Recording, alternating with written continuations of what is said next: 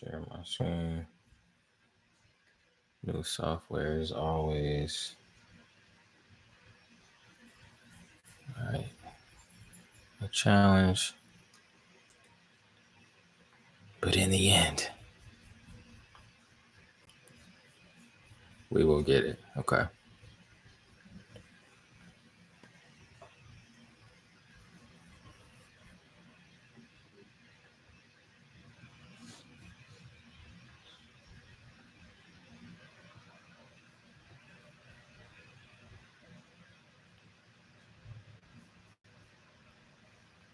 Okay. Hey, everybody. My name is Robert Woods, and today I'll be talking a little bit about how to buy a business. This is essentially going to be the it's kind of a one-on-one course, not even a course. It's just like a crash course, just an overview, if you will.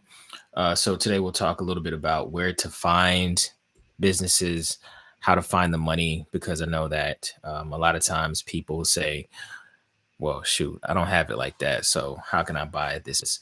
I'm going to talk about that. We're going to talk about the acquisition process and how you can create your own process for acquiring businesses. It's a little loud in here. Sorry about that. All right. So this is brought to you by Woods Ventures. It's a company that I started really to help people grow in business, but also to kind of have an umbrella for all of the things that I'm doing. If you know me, you know that have a few things going on. All right. So just a little bit about me before I jump in. I went to some fantastic educational programs before jumping into Columbia's real estate development program, which was pretty life changing for me. Howard was also life changing. Fordham was fantastic. And now I'm a searcher. I'm an M&A searcher. I'm someone that's considered a searcher because I search for businesses to acquire. So I'm in the process of partnering with private equity groups to buy businesses. And that is what I'm up to. I've been doing that for 5 years. I didn't consider myself a searcher 5 years ago. I actually just finished a program designed by a group called New Majority Capital that helped me learn a lot more about buying a business, and they give you the structure required to do so. And man, it was a blast. And I did that last year, and it was great. But right now, in order to do my thing in life, I'm a real estate developer in the energy development sector. I work at a real estate development company that builds battery storage. So I know you've probably heard about solar, but battery storage is better and it's more sustainable for the grid of any city. And so that's what I'm doing to help the city of New York build sustainability for the New York City grid and building capacity in that regard. But in my 5 to 9, I'm essentially focused on buying businesses. I don't watch TV. I do watch TV, but I don't watch sports and things like that. So I really just focus on getting deals. And so, in addition to that, I want to help other people do the same as I continue to execute. I'm in the process of, I have a couple of deals that are in the pipeline. And yeah, I can definitely speak to this. All right. All right. How to find businesses. This is pretty simple. I mean, to me, of course, there are so many different places that you could find a business, but I think Biz Buy Sell is the first option that you should utilize. Um, they say that about 80% of businesses on this site never get sold, and I can kind of see why, but I have also seen that other opportunities do exist on Biz Buy Sell, and they're great opportunities. I'm actually reviewing one right now, and there are some life changing opportunities. I know somebody that I went to school with, he also got a big deal through Biz Buy Sell. So it works. It works. So go to Biz Buy Sell, look up the companies that you might be interested in, your janitorial businesses, um, your roofing businesses, and things like that. I personally when it comes to Biz Buy Sell or any site, I would just say keep an open mind in terms of the types of business that you're looking to acquire, because some of these businesses may surprise you. For example, you may look at a business in a pretty weird vertical and realize that, oh, shoot, well, I'm kind of connected to this business type. Let me look a little bit more into that. And so I just think it's important to keep an open mind when you're looking at Biz Buy Sell or any other website. And then there's manual outreach.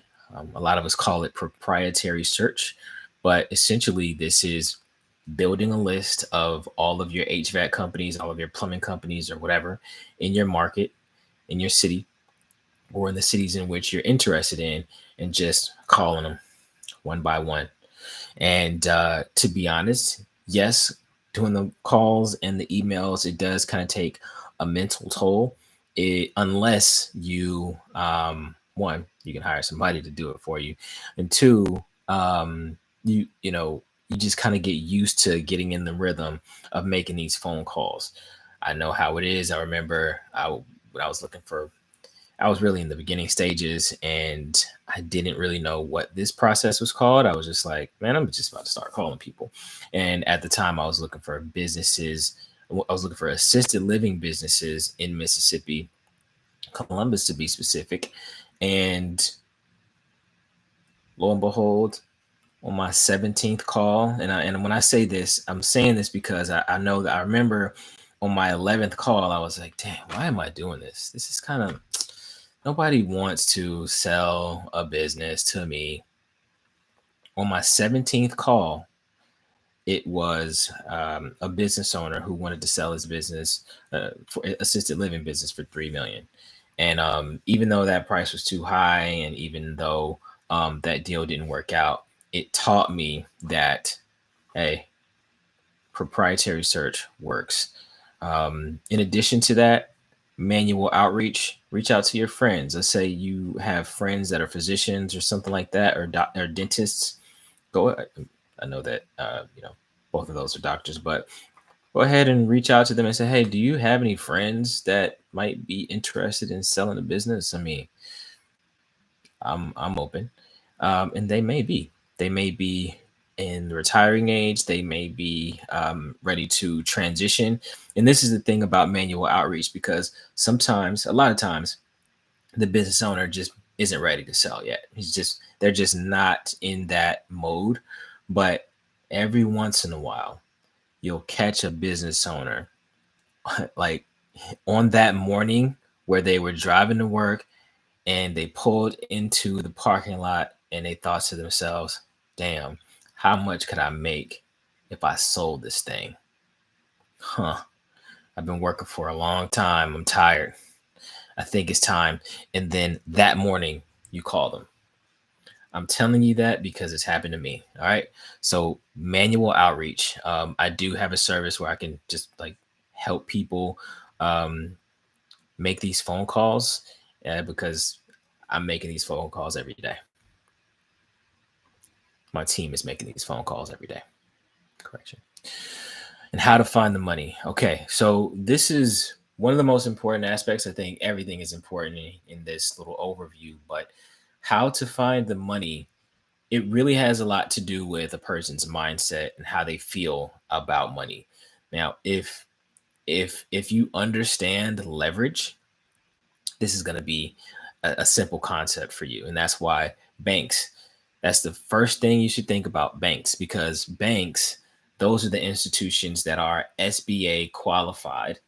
And so the SBA backs the banks, and essentially they help the bank essentially make money through these programs. But what you need is at least 5% down. I know some businesses require, or some banks require, as little as 2.5% down.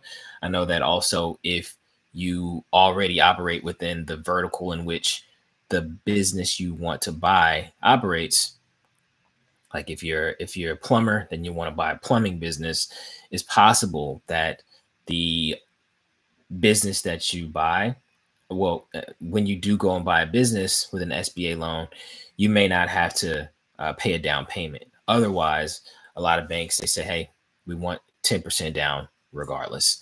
And even if it's, let's just say you're buying a business for a million, the seller is doing 50% 50% seller financing, and you go to the bank and say, hey, all I need is 500,000. No, you're gonna have to pay 10% on the million. Um, that's just how they operate. But banks is the number one option. Okay. The next is friends and family. Now, I understand this, that a lot of people don't have friends and family in high places, but I am saying that if you do, it's time to call them. Okay. Um, I don't have too many. I just, a lot of my family members are doing very well. I just don't feel comfortable enough to reach out to them and ask them for 50 grand. But if you have, let's say, that rich uncle that owns a lot of real estate, or that rich auntie that's a dentist and she's looking to put her money to work, and she likes you, she sees something in you, of course she loves you as a family member. Auntie, let me hold something. I'm just playing, but essentially, you would have to go to your friends and family with a professional proposal and let them know. Of course, run the list, run it down. The price of the business, the amount that you'll need for the down payment, the forecast for the business, all the projections, um, every single detail that you know about the business. Put that in a package, put it in a document, and share that with the your friends and family. The same way that that's exactly what you'll do with a bank, anyway. So if you already have the confidential information memorandum, the sim, if you already have that, go ahead and share the sim with them and let them know exactly why you want to buy the business, why you're a great person for this opportunity, and why why you came to them for help and support. And the worst they can say is no, but at the end of the day, they'll respect you a little bit more for doing something, because um, as we know, a lot of people don't want to work for what they receive. They just want to get everything for free. And if you're listening to this, we know that you're not one of those folks. All right. And the next thing is LinkedIn. Okay. And so I think LinkedIn is kind of, I think it encompasses both the banks and the friends and family, because you can meet people on LinkedIn that become like friends. Um, and these people, they may support you, they may have an affinity for but what you believe in, you may have this immense alignment with them, and you just may connect. And I think these are the relationships that take a little bit longer to mature, because of course we're not in person with these people. But you may say something that just sparks their interest, and they're like, hey, I like this person. You know what? I want to invest in that person. You know what? Let's take the next step. It happens all the time. I actually reached out to a private equity bank, or private equity group, and they said that I basically heard a podcast that this guy did, they posted on LinkedIn, and he was the head of business development, and they do, I think, 50 million, $100 million transactions. They're doing well. And so I know that they have I know that they have two searchers, or two independent sponsors on their team. And I said, hey, are you looking for a third? And he said, hey, we are. I mean, hey, if you have a deal that makes sense, we'd be happy to take a look. And so I think there are a lot of people like that on LinkedIn. And I think it's important to continue to hone the messaging. And also, when you reach out to people on LinkedIn, ensure that you have a serious ask, or a serious outreach message. Not don't just say, hey, happy to connect, or something like that. If you're going to reach out to them, just go ahead and reach out. Just click the connect thing. Don't say anything. Don't do a connect message. Wait a few days, then send them a message saying, hey, I saw the post that you posted on Tuesday, and I believe that XYZ, I align with your story because XYZ. Would it be, would you be interested in connecting within the next few weeks or after I, have an opportunity for you to take a look at? They may say, hey, yeah, give me a call today. Or they may say, let me know when you have a deal. A lot of people just want to know when you have a deal. They don't really want to do all the chit chatting because I get that. I mean, when you think about the hours in the day, you don't have 30 minutes truly, in a, let's just say 8 to 10 hour day, 12 hour, even a 14-hour day. You don't have all the time in the world to have these 30-minute, 40-minute chats with people. And so, in order to streamline their impact or streamline their operations, they'll probably say, "Hey, just let me know when you have a deal." So, I think that's nice enough, right? So, LinkedIn, and so that's where you can find entrepreneurial investors and people that may be interested in your dream, in your deal. But in my opinion, whenever you approach someone, I think it's best to have a deal in hand if you're in this game. Approach someone with a deal in hand. Say, hey, what do you think about this? They may say, we don't do cybersecurity. All we do is construction or whatever. But when people know that you're in the game, that's what it's all about. My guy, Brent, I have to say this, but he says it, he said it before. He said, people don't recognize your movement until you're moving.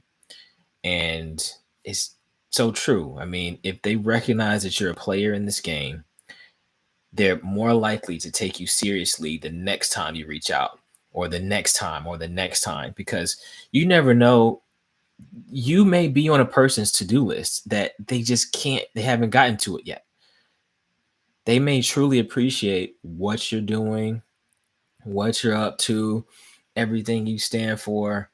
Um, Went to the same school, went to the same church. I don't know. You may have so many things in common in the back of their mind. I need to reach out to John. But what if John goes ahead and reaches out to them?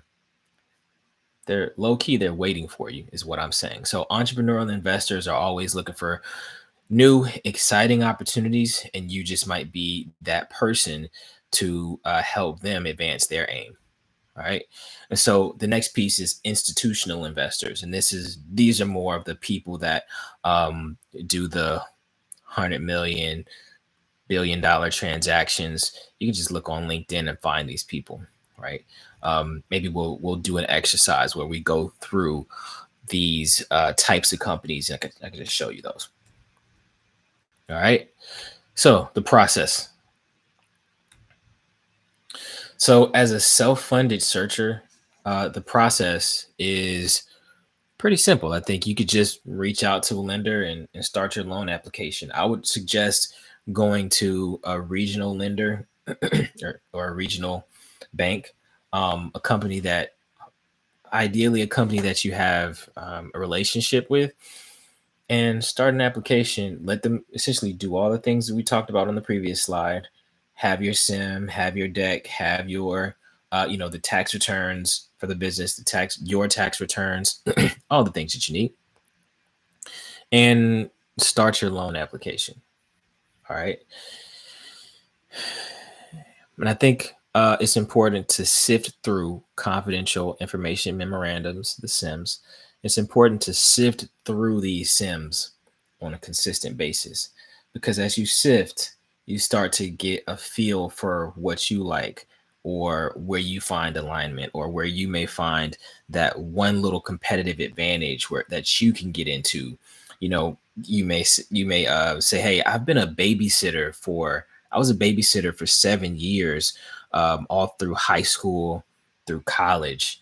And I was doing kids' hair and stuff like that. So you had a mini salon for almost 10 years. After you start looking through these Sims for a while, you may see, oh, wow, think I see these salons and these babysitters or these daycare offices. Let me take my shot. Let me take my shot. And this could happen after taking a look at as many Sims as you possibly can. All right. And then you want to make sure you build an investor deck. Personally, you know, sometimes the decks can take a long time. I think AI now, you could just build a deck within 90 seconds on some apps. I haven't done that yet. It takes me a little bit of time to make a deck, so I usually try to gauge the bank's interest, the bank's interest before just making a full deck. Sometimes the sim is enough, along with the tax returns, for them to get a picture of the business, and they can say, okay, thumbs up or thumbs down. But yeah, build an investor deck if applicable. But if you're gonna reach out to investors, you're definitely going to want to have a deck ready to go, because an investor, um, private equity group, they are 100% going to request a deck from you. All right. And the next piece is have a system. Have a system for reaching out to investors, maybe three or more each week, especially if you start to realize that, hey, people are actually responding to my messages. But if they're not, you don't want to throw out, let's just say you don't want to message 100 potential investors with a trash message. And when I say trash message, I just mean something that's just like not targeted, has nothing to do with them, and industries that they have nothing to do with. They're just going to read the message and just like move on. It's going to be one of they're just not going to respond. So that's why, until you start getting responses, have a system to reach out to people three or more per week. Just start to amass kind of a list of people that you can call on. Um, and, I think that's a good process. All right. Hey, I told you this would be a short one. I just wanted to keep it short, sweet. This is a quick overview, but essentially, if you want to reach me via email, just go to robert@woodsventures.com, or Instagram at legendaryrob 2 underscores, or LinkedIn, Robert E. Woods III. I'm there. I really appreciate you for taking the time to take a look at this. And if you have any questions, feel free to let me know. I think I said that like 7 different times, but it's all good. I'll catch you on the next one. Peace.